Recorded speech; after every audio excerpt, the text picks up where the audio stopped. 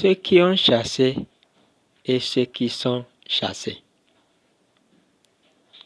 Il est écrit qu'il y eut une guerre dans le ciel, opposant l'armée de Dieu et l'armée de Satan, qui s'est conclue par la victoire de l'armée de Dieu, qui a alors chassé l'armée de Satan et Satan du palais céleste. Il est écrit que vers la fin de toutes choses,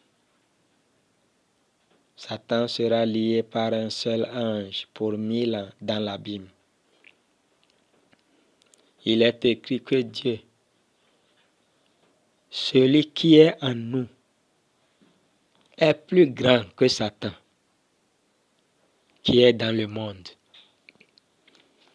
Il est écrit que Dieu a réservé les anges déchus, qui n'ont pas gardé leur dignité et qui ont abandonné leur propre demeure, à être liés par les ténèbres de l'abîme jusqu'au jugement du grand jour. Il est écrit que Jésus, le Fils unique de Dieu, a dépouillé les dominations et les autorités et les a livrées publiquement en spectacle en triomphant d'elles par la croix où il a versé son sang précieux pour le monde. Il est écrit que ceux qui sont avec nous, serviteurs de Dieu, sont en plus grand nombre que ceux qui sont avec Satan. Si un seul ange peut amener Satan en prison pour 1000 ans, imaginez ce que ferait cette multitude d'anges qui nous protègent. Il est écrit que nous avons été ressuscités ensemble avec Christ et avons été enlevés dans les lieux célestes avec Jésus-Christ.